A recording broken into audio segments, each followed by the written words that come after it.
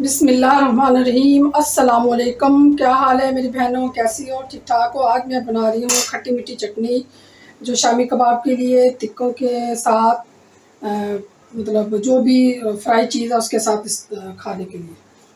ये मैंने ले लिया एक आधा टमाटर और एक गड्डी मुट्ठी जना कटा हुआ साफ धो के पुदीना कर लिया, और उसमें 2 से 3 मिर्चें हैं, और छोटा सा प्याज है, थोड़ा सा 2-3 ये जो है उसके लहसुन के हैं।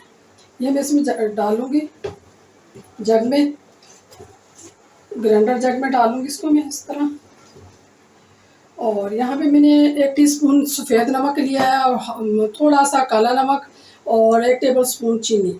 खट्टी मीठी होगी थोड़ी सी ये।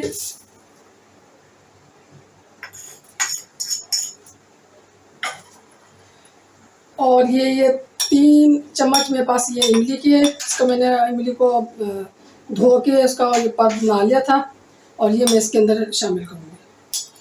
पानी की ज़रूरत हुई तो थोड़ा सा इसमें पानी भी डालूँगी, और मैं आपको ये ग्राइंड करके दिखाती हूँ।